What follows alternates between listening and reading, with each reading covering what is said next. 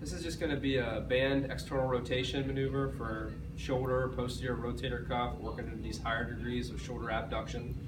So for this, I want to make sure that I start off far enough that there's already a little bit of tension in the band. Now as I pull back, I'm going to try and keep my elbow up a little bit higher, right? Not above the height of my shoulder, maybe just below, right? And I want to try and get it just even with my body. So I don't necessarily want to go beyond my trunk because then this shoulder is going to want to poke forward. So I want to come just to where my elbow is right around where my shoulder and my, even with my trunk.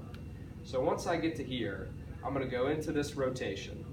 Now as I pull back, I want to make sure there's no tension up here in my neck and there's no upward elevation of my shoulder blade or the front of my shoulder. So as I get to here and as I start to go into the rotation, coming into the rotation, I'm going to pull a little bit downward, right? Trying to seat that shoulder blade into a little bit of a retraction and almost a tilt backwards.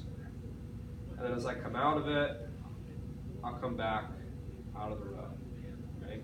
So this would be the start, right? I'd go here, come into some rotation, and as I rotate, I'm pulling a little bit downward. Now the one thing you gotta watch here is that as I rotate, because this is gonna be hard, my back is gonna wanna arch.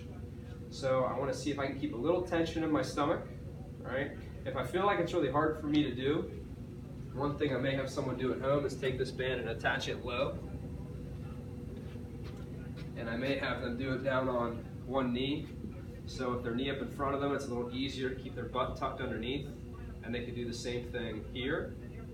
If they're really bad at arching their back, I may even have them do it sitting or sitting on an exercise ball. So here my back is obviously very flexed.